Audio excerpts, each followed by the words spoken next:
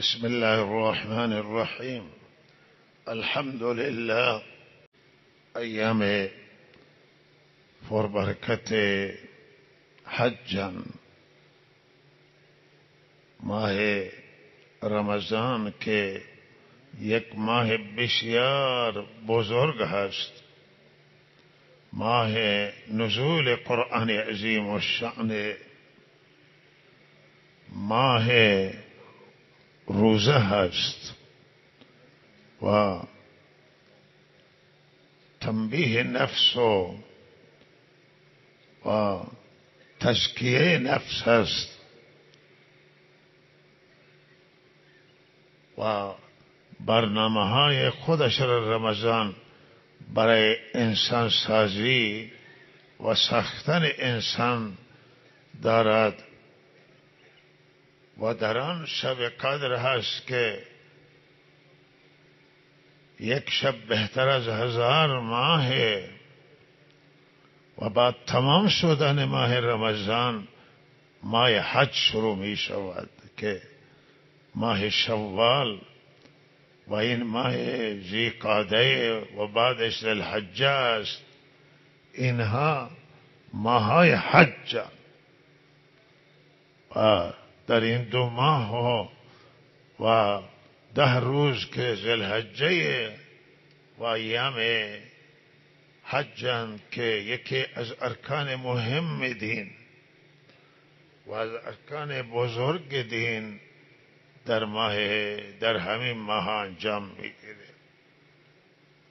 معمولا رمضان که تمام می شده، مردمی که نزدیک بودن بیشتر راهی گذشته حج می شدن، با شتر و با کشتی و پیاده اما کسانی که خیلی در بلاد دورن اونها در این 2 ماه نمی رسیدن و اونها بیشتر وقت می دادن تا اینکه برسن به خانه کعبه و پیاده می رفتن، شبی جای و روزی جای و واقعا حج او زمانه قربانی بزرگ می گرفت و مردم قدر حج می دانستند، قدر خانه کعبه را می دانستند و قدر این رکن دین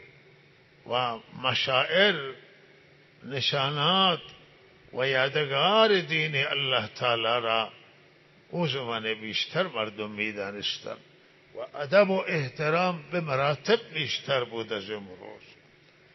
امروز الله تعالی ضعف ما را دیده و با در نظر گرفتن ضعف های ما الله تعالی آسانی آورده که بالاخره این نقل و انتقال هوایی برای حج کار آسان کرده.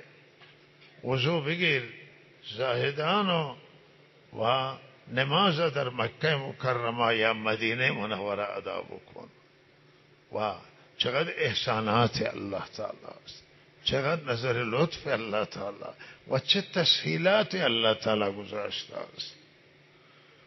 و به هر حال او جای بسیار عظیم و بزرگی که الله تعالی آنجا را قرار داده است و یادگاری و الله تعالی و دینش هست آنجا که این یادگار خانه کعبه را الله تعالی به دست زیبا و نورانی حضرت ابراهیم علیه السلام بنا کرده.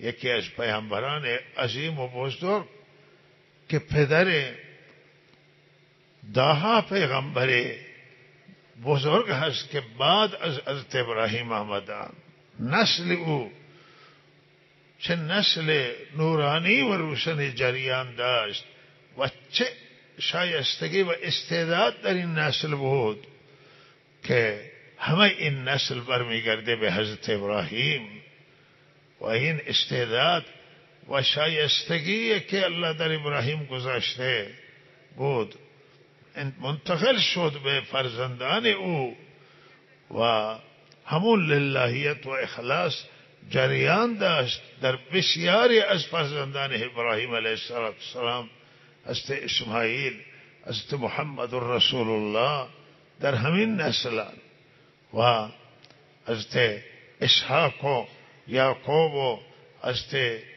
حضرت یوسف و حضرت موسی و عیسی و داود و سلیمان و همه این پیامبران که قرآن نام میبره بیشتر از نسل حضرت ابراهیم هم. چه نسل پاک و چه شایستگی و در این نسل عشق خدا وجود داشته و ابراهیم علیه السلام یک عاشق کامل الله تعالی، عاشق به تمام معنا به الله تعالی و محبت خدا به صورت کامل که الله هر دستوری که ابراهیم را داده و آزمایش کرده ابراهیم فیروز شده، هیچ جای ابراهیم ناکام نشده، به بنبست گیر نکرده است. وقتی که الله ابراهیم را با آتش نمرودی آزمایش کرد، ابراهیم جانانه آماده قربانی شد. حسبنا الله حسبی الله نعم الوکیل گفت و به آتش رفت. نمرودی ها حضرت ابراهیم به آتش انداخت. ابراهیم با چه توکل بر الله تعالی و اعتماد بر خدا به سوی آتش برده شد و هیچ تضرع و زاریه نکرد، عذرخواهی نکرد. حتی از فرشتگان هم که گفتن شما هر دردی دارید و فریاد به خدا برسانیم و گفتن که خدا حال من از شما بهتر میداند و نیازی نیست که من به شما فرشتگان متوسل بشم. و الله تعالی ابراهیم از آتش نجات داد و آتش را سرد و سالم که همه ابراهیم وقتی که الله تعالی در سن پیری اولاد به نام اسماعیل میدهند و اسماعیل و حضرت هاجره مادرش را به مکه مکرمه میاره، شهری نبوده اون زمان به نام مکه، بر و بیابانی بوده که نه آب داشته و نه آبادیه. اینجا گذاشتن، تنها گذاشتن و رفته. چه آتش سخت بود، این از آتش کمتر نبود که یک زن جوانی و یک فرزند که تازه شیرخوار است بگذاره در یک جایی که اصلا اونجا انسان یافته نمیشه، بگذاره تنها و بره به دستور الله. این آزمایش بزرگی بود. و روزی که الله دستور داد اسماعیل وقتی بزرگتر شد و با پدر وقتی که میرفت اونجا همراه میشد و الله دستور دادن که شما اسماعیل قربانی بکن، ذبح بکن برای من. و ابراهیم علیه السلام درنگ نکرد. اسماعیل مشورت کرد، او هم اعلام آمادگی کرد. پدر و فرزند هر دو برای قربانی شدن. چون قربانی پسر که جگرگوشه و محبوب دل و نور چشم، قربانی پدر و قربانی خانواده است. اما اطاعت کرد از اسماعیل و از ابراهیم او را به قربانگاه برد، به بنا برد که قربانی بکنه. و الله تعالی زیر کارد حضرت اسماعیل نجات داد و فرمود که ابراهیم شما خوابتون را که دیدید تکمیل کردید و در خواب همین بود که داره اسماعیل ذبح میکنه و شما کارد هم ابراهیم به حلق اسماعیل کشید ولی کارد نبرد حلقش را. و الله فرمود که خواب تکمیل شد و به جای حضرت اسماعیل الله تعالی کوچه به ابراهیم دادن که قربانی بکنه گوسفندی را. و این آزمایشات سختن، این امتحان سختی بود. و این عاشق کامل الله تعالی یک انسان نمونه، یک انسان وارسته، این انسان بی نظیری است که از مولا و رب چگونه اطاعت میکنه، منافع خودش را و فرزندانش را زیر قدم میگذاره و فرمان الله را اجرا میکنه و از الله دستور میبره. و این درسن، این کلاسن که الله تعالی برای بشر گذاشته و انسان گذاشته که درس بگیرند از این قربانی، درس بگیرند از این فداکاری، درس بگیرند از این ایمان، درس بگیرند از توکل، درس بگیرند از اطاعت و درس بگیرند از عشق. و اینها مکتب عشق سروران گرامی درسای خودش را داره. و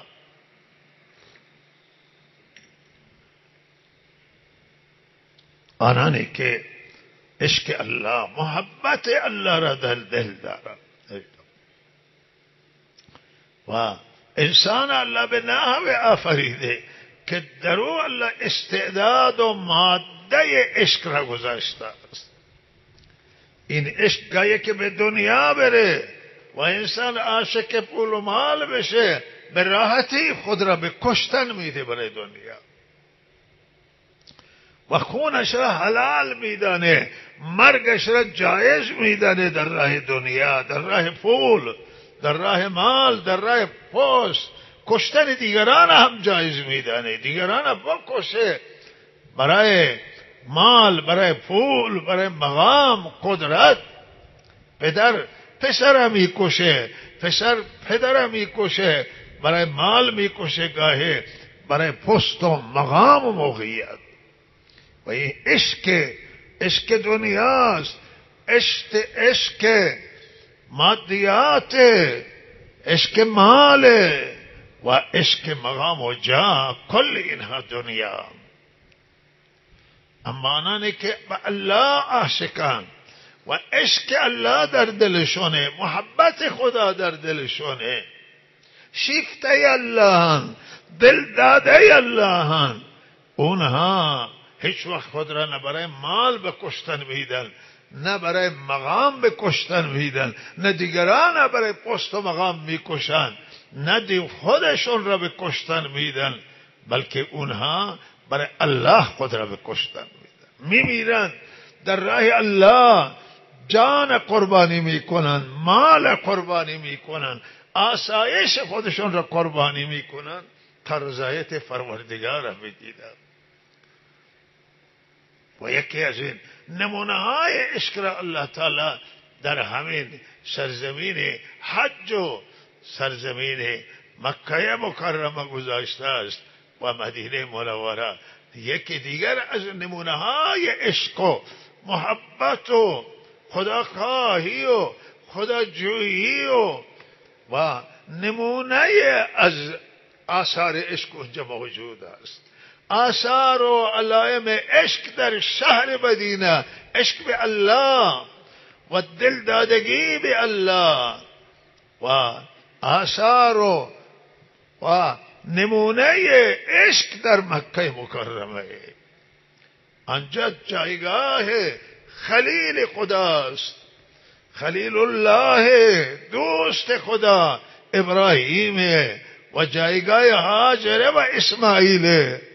و اینجا مدینه منوره هم مکه مکرمه جایگاه رسول الله، حضرت رسول صلی الله علیه وسلم و صحابه کرام و دیگر انبیا که آنجا رفت و آمد داشتن.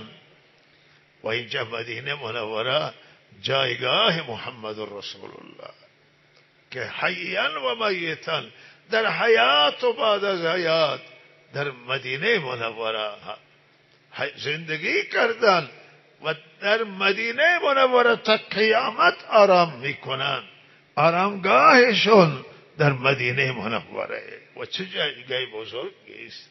این هر دو شهر عاشقان الله تعالی، عاشقان واقعی، نه عاشقان خانده و عاشق نما، عاشقان واقعی خدا، دلدادگان حقیقی الله، بندگان مقرب الله، بندگان صالح الله، بندگان کم نظیر الله در دنیا بودن و جایگاه بسیار بزرگان، بسیار بزرگان، بسیار بزرگان. دلی که آنجا میخواهد برود و دلی که هوای او سرزمین داره، باید مادیات از دل خود، عشق دنیا را، محبت دنیا را از دلش بیرون بکنه و محبت خدا را و عشق خدا را، خدا خواهی را، خدا طلبی و خدا جویی را در دلش جا بده و قصد این سرزمین بکنه. بدانه که کجا می رود، بدانه که برای چه می رود، برای جمعوری اسباب و وسائل، برای تجارت و جمعوری مال. و کم نیست اونها در شهرهای خودمون، در محله خودمون اینا موجودن.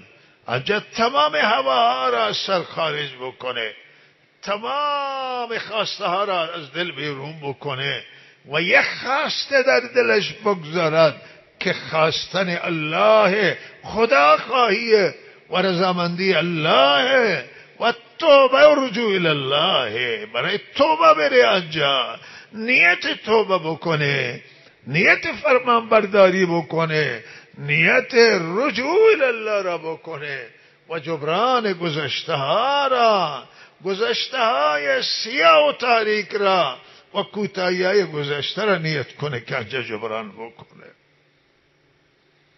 ولهذا آنجا شهر عاشقان واقعی، شهر دوستان واقعی، تاریخ دوستان واقعی که آنجا عاشقان الله را بندگی کردن و با تمام وجود بر روح روان الله را بندگی کردن، با جان و مال الله را بندگی کردن، با زن و بچه و دوستانشون الله را بندگی کردن. آنجا این موقعیتی که الله تعالی فراهم کرده و گذاشته است مهمه.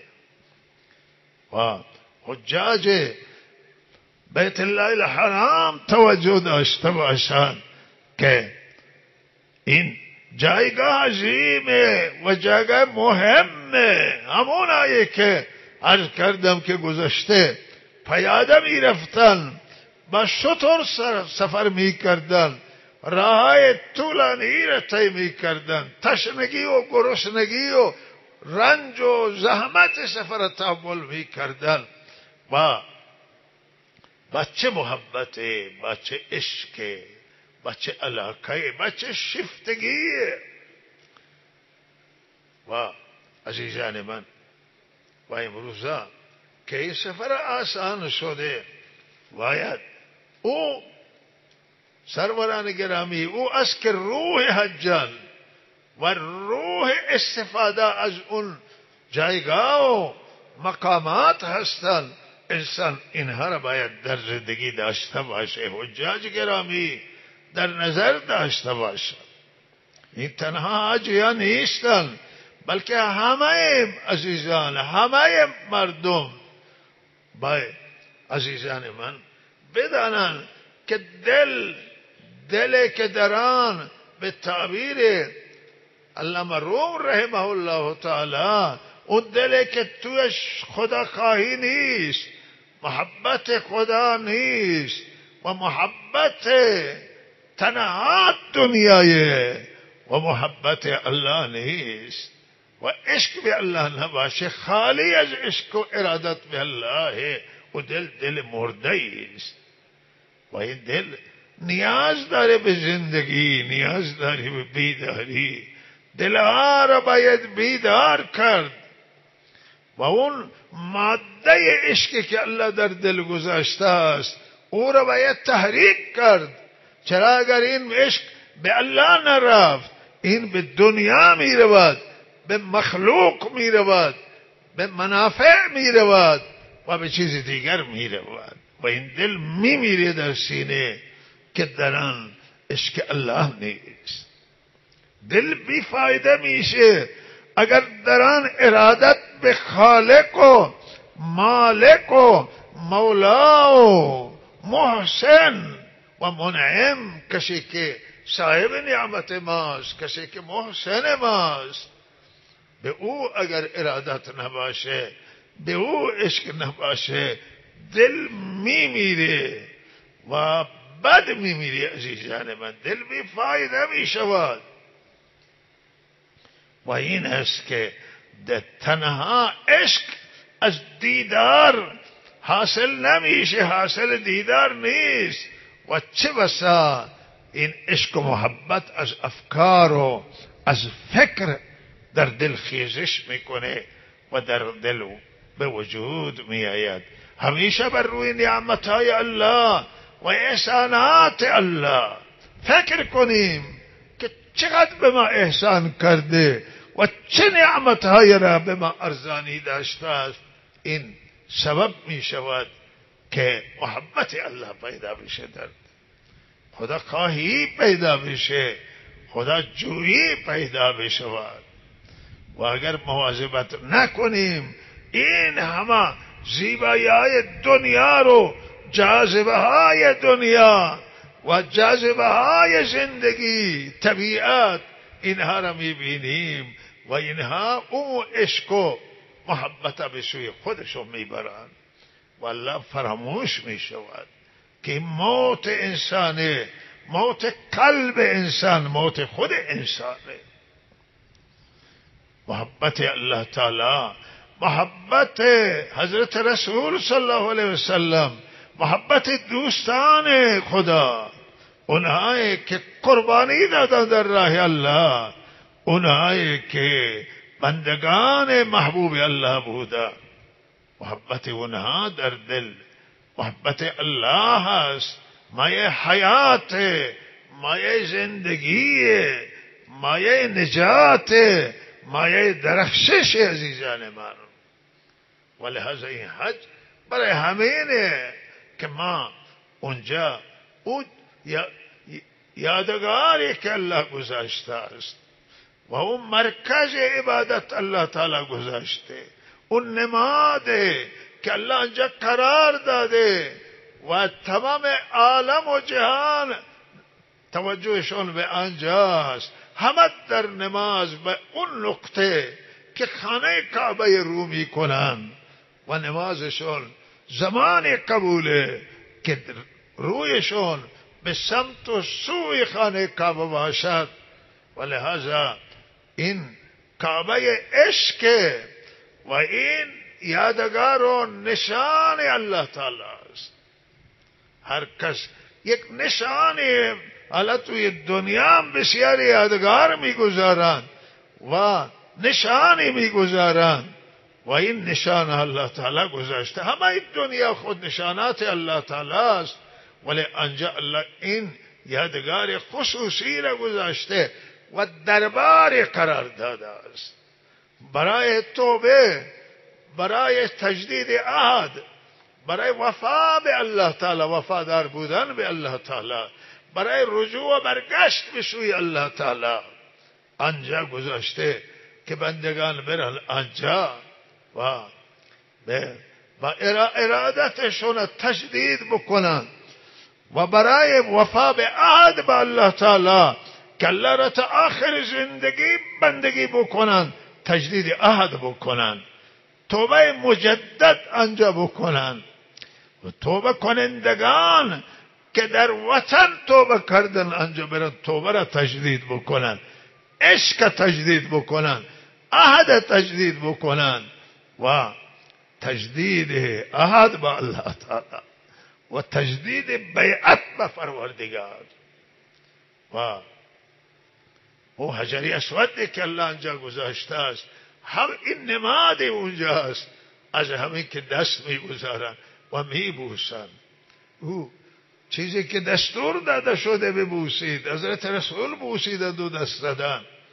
و عزیزان من این همون عهد به الله تعالی و آنجا محل توبه گذاشته و محل قبولیت دعا همه جا قبول میشه، ولی بالاترین قبولیتش در آنجاست. توبه همه جا پذیرفته میشه، ولی آنجا به صورت خاص پذیرفته میشه و آنجا عبادت خاصی الله گذاشته که جای دیگه نیست. او توافه و دور زدن خانه کعبه، اطراف خانه کعبه دور بزنید و این عبادتی که جای دیگه نیست، بر هیچ نماده، بر هیچ مزاره و زیارت جایز نیست.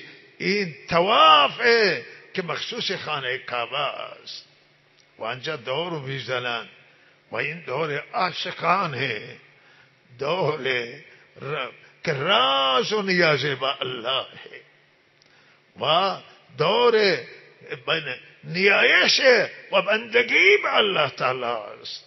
و آنجا حج گذاشته که در هیچ جای دنیا حج نیست.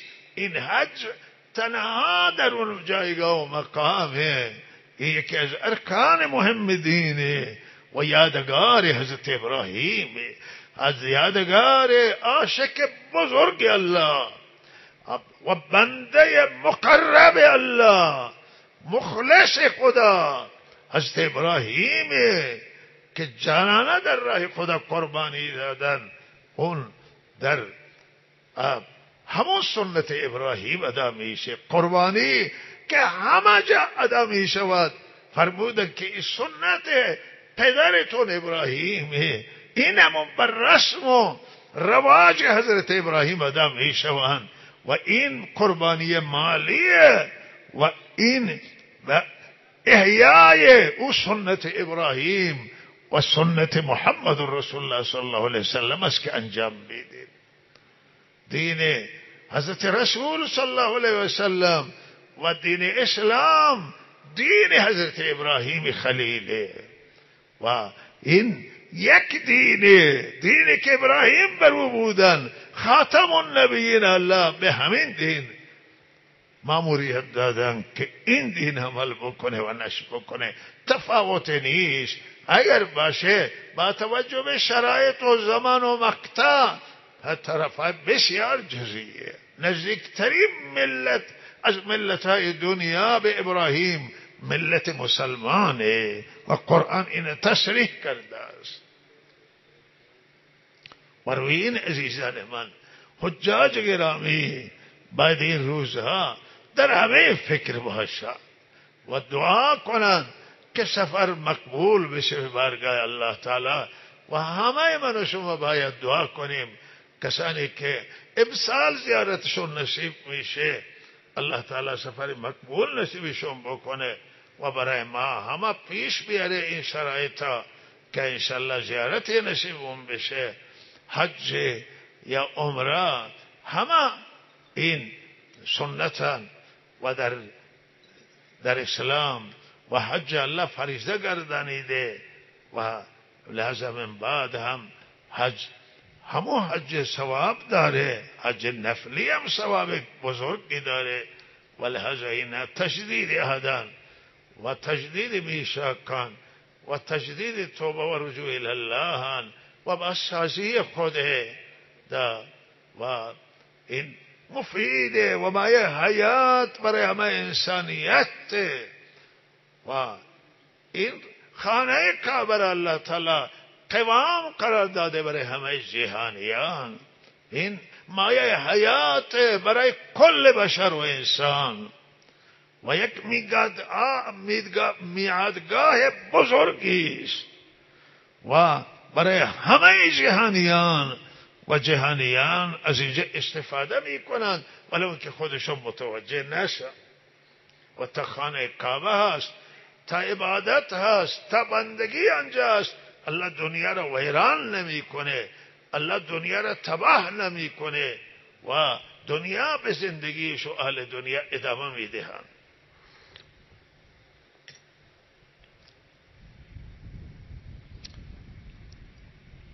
والله تعالی همه را توفیق عنایت کند.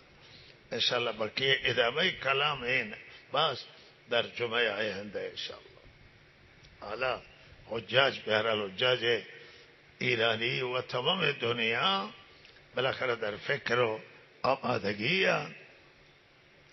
و بسیاری پرواز دارد و بسیاری ممالک آمدن رسیدند و بالاخره روزهای تلبیه و احرام و حج و این روزها مسائل واقعا رخ میده توی منطقه که در داور هستند و رنج دهنده و مشکلات هستند. و یکی از این همه مسائل مسئله هند و پاکستان است. دو تا کشورن که کنار همان، زبانشون هم یکیست و با هم قومیت و خویشاوندی و قرابت هم داره و مشترکاتشون بسیار زیاده و اینها بالاخره الان تنشی در میانشون به وجود آمده و خطر جنگی وجود داره. دو تا کشورن که هم از لحاظ تسلیحات خیلی مدرنن این دو تا کشور و امکانات جنگی فراهم کردن، ارتش هم قوی دارن و هر دو تا کشور هسته‌ای هستند و به هر حال این تنش در میان اینها و درگیری خیلی نقصان عظیم و بزرگی داره و ویرانگر خواهد بود و خیلی تباه کننده خواهد بود.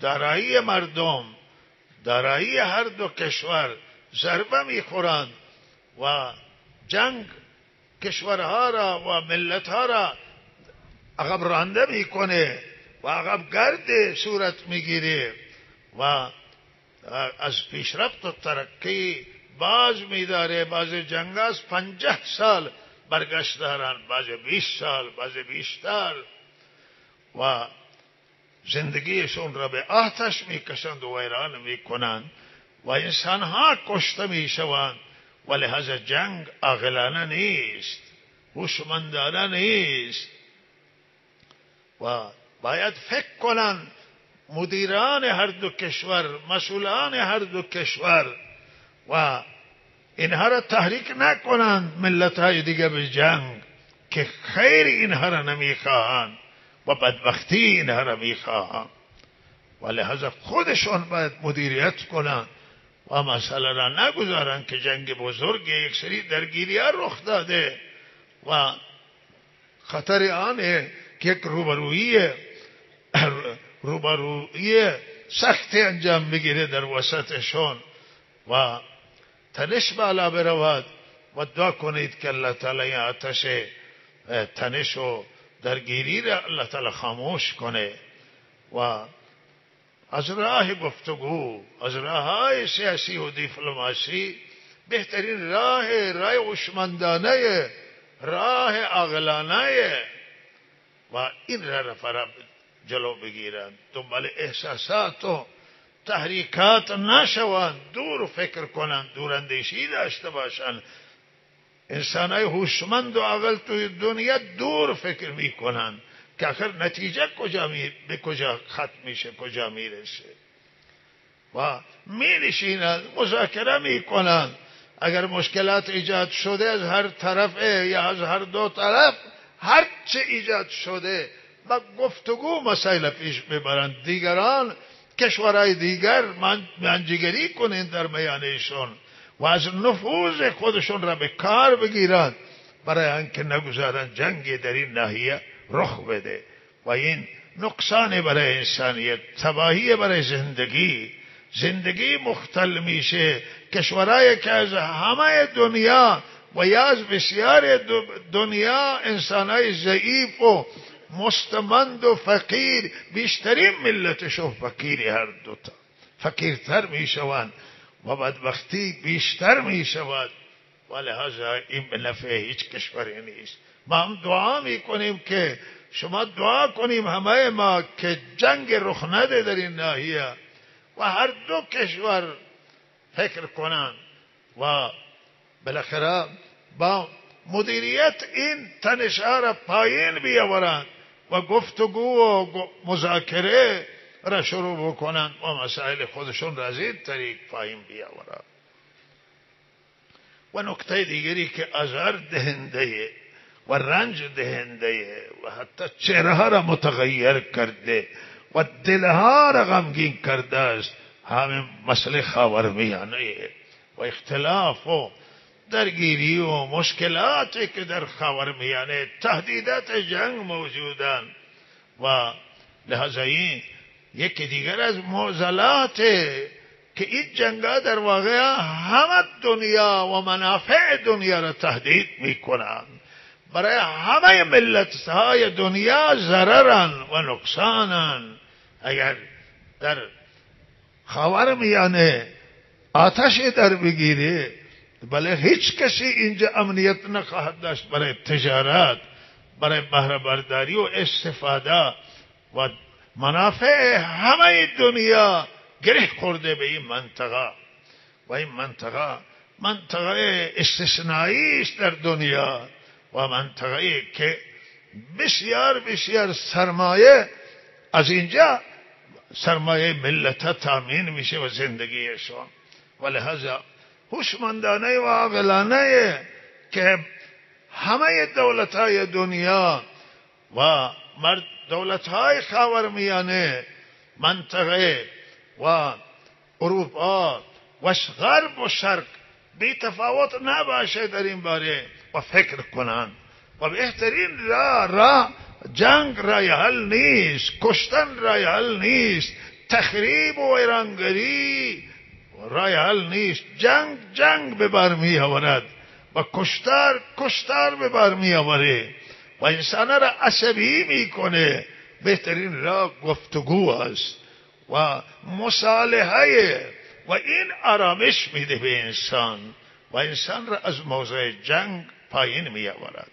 گفتگو و مذاکره و این شیوه انسانهای بیدار دنیا، انسانهای هوشمند دنیا است و ما همه طرفها را دعوت میکنیم که با هم بشینن، با هم گفتگو بکنن، تخریب نکنن زندگی یکدیگر را، ویران نکنن زندگی یکدیگر را و منطقه را ناامن نکنن.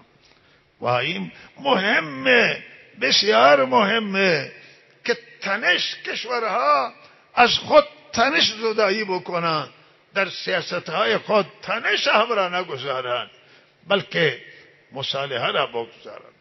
اتفاقا ملت ایران یکی از ملت‌های که خواهان صلح و انگیزه صلح داره، برای همه دنیا آرزوی صلح داره و برای خاورمیانه که منافع ما مستقیما اینجا مرتبط می شود و بالاخره یکی از ملت‌های بزرگ و ملت ایران هست و لحاظا هم ملت ایران به همین تاکید داره و همین را میپسنده که مذاکره بشه و توافق بشه و بالاخره از تنش همه دوری بکنن و پرهیز بکنن که تنش تجربه ثابت کرده که تنش ناکامی داره و ایجاد تنش، ایجاد مشکلات و از اینها همه دوری بکنن و این هم خواسته مردم ایرانه و هم خواسته کل این اقوام و ملت‌هایی است که در این منطقه زندگی میکنن. و مهمترین نکته این صلح که میتونه تاثیرگذار باشه و تمام این تنش‌ها از اونجا شروع شده، اختلاف اسرائیل و فلسطین است و این باید باید در نظر بگیرن و این مسئله باید از راه عادلانه و از راه مسالمت آمیز و گفتگو این مسائل حل بشود حل این مسئله برای همیشه مشکلات خاورمیانه را حل میکنه و تنش‌ها را از منطقه بر میداره و به نفع همه جهانیانه، به نفع اسرائیل، به نفع فلسطین و به نفع کل خاورمیانه است، به نفع همه مانه که این تنش برداشته بشود. عاقلانه است اگر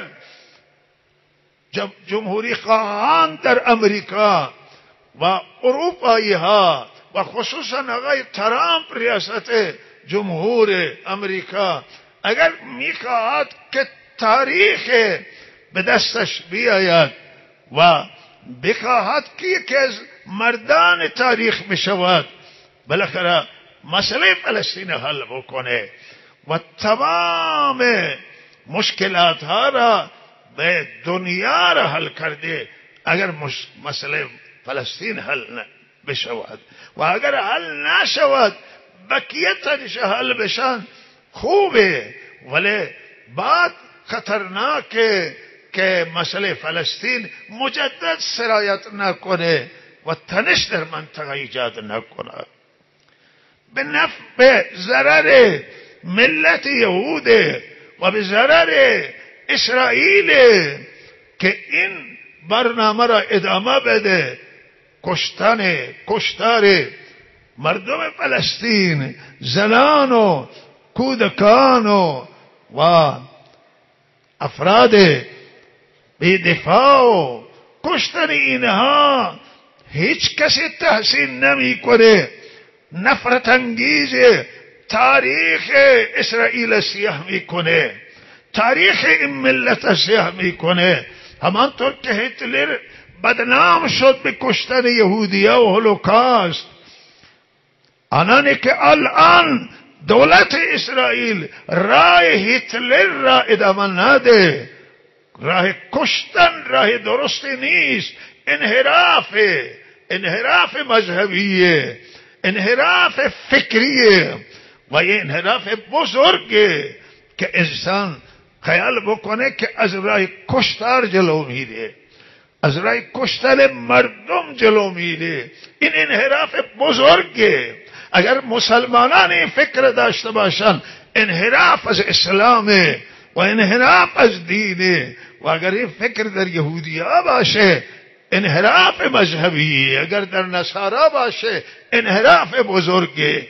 در هیچ ملت این نبوده انحرافن، بعداً شکل گرفتن و اینها به هر حال مشکلات درست میکنن. کشتن زمانه، کشتن آقا، کشتنی که در جنگ ها توی دنیا که به یک بنبست گیر میکنن، دیگر رای حل ندارن، جنگجوها را میزنن، مسلح یک دیگر را میزنن.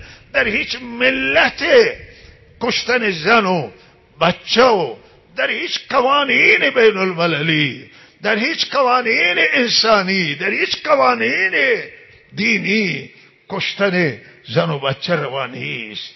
و اگر مسلمانی بکشه منحرفی از سیره حضرت رسول صلی الله علیه وسلم، زنها را بزنه، بچه ها را بزنه، انحرافه. اگر مفتی فتوا بده منحرف شده از سیره آن حضرت، چرا که حدیث صریح موجوده، حدیث موجوده و حدیث قابل تاویل نیستن، توجیه نیست. حضرت فرمود زنها را نزنید، بچه ها را نزنید. و جایی که مجبور می شدن، جنگای آن حضرت دفاعی بوده و دنیا خواسته چراغ اسلام خاموش بکنه و اونها در جهت دفاع از این بالاخره صحیح ترین نظر همینه. و اما توی همین جنگ ها دفاعی دستور داده که زنها را نزنید، کودکا را نزنید، سال خورده ها را نزنید و پرهیز میکرد از زدن اینها. و اگر یهودی این کار بکنه، هر ملت بکنه، در هیچ قوانین بین المللی درست نیست. و اسرائیل کشتار را ادامه میده. این برای سرنوشت دنیا، زندگی دنیایشون تباه کاری هست. این تباهی بزرگ است اینجا رخ میده و هم منفی اثراتش و آخرت هم عذاب الهی و دنیا هم عذاب الهی تبدیل میشه. خوشنامی نداره، نام نیک نداره و به هر حال بغیر از بدنامی دیگه حاصلی ندارد. و ما امیدواریم که همه کشورهای مسلمان، غیر مسلمان، کشورهای دنیا و سازمان ملل و تمام مجامع بین المللی که روی انسانها فکر میکنند و همه دولتهای غربی و شرقی فکر کنند در مسئله خاورمیانه، همکاری بکنند با هم و مسئله فلسطین حل کنند و همه این تنش‌ها برداشته بشه و بتونن ملت راحت زندگی بکنند و آنانی که خدا را بندگی میکنند، آنانی که بالاخره بعد دنیای زندگیشون تلاش میکنند، همه بتونن اینجا راحت زندگی کنند و مشکلات نباشه. و ما امیدواریم که همین را ادامه پیدا بکنه و مردم ایران هم خواستهشون به هر حال همین هست. ما امیدواریم که در همین راستا مسئولان تلاش کنند که این تنش‌ها را هر اندازه که تواناییشون و دستشون هست تنش بردارند و تنش از به هر حال از ایران برای همیشه این مسائل روی مسائل برداشته بشه که ایران خواهان جنگ با هیچ کسی نیست و با هیچ ملت مشکلی نداره. همه ما در شرایطیم که دولت و ملت همه باید به ساختن ایران توجه کنیم، به حل مشکلات ایران توجه بشه و ملت ایران الان با مشکلات مواجه، با چالش، با گرانی، با مشکلات معیشتی و اقتصادی، مشکلات زندگی، بالاترین مهم بالاخره درونیه که ما مشکلات درونی ما حل بشه و الله تعالی همه مشکلات درونی و بیرونی حل بکنه و دفاع از مظلوم و این خوبی که در سیاستهای همه ملت ها باشه و ملت ما که از مظلوم و از حق دفاع بشه، اما دفاع سیاسی انجام بگیره، دفاع دیپلماسی انجام بگیره و این بهترین راه است و عاقبت همه ما را الله تعالی بخیر بگردانه. و آخرین نکته آن که به هر حال یکی از علمای شاخص کردستان که آقای ماموستا لقمان امینی که یکی از ائمه جمعه هم هست در کردستان، به هر حال بازداشت شدند ایشون و نگرانی از این مسئله به وجود آمده. خیلی جا با آقای لقمان حکیم، بالاخره این لقمان داره حکمت هم بوده، لقمان امینی، و در هر صورت خواسته همینه که هم آقای لقمان امینی را آزاد کنند و صحبت دارند با علما مسائل است به گفتگو بشینند و گفتگو کنند و همچنان ما مستهای دیگر از عزیزان کرد ما که مشکلات مردم، مسائل مردم مطرح میکنند از تریبون و از حقوق مردم دفاع میکنند و هر علمای جای دیگر و تمام کسانی که از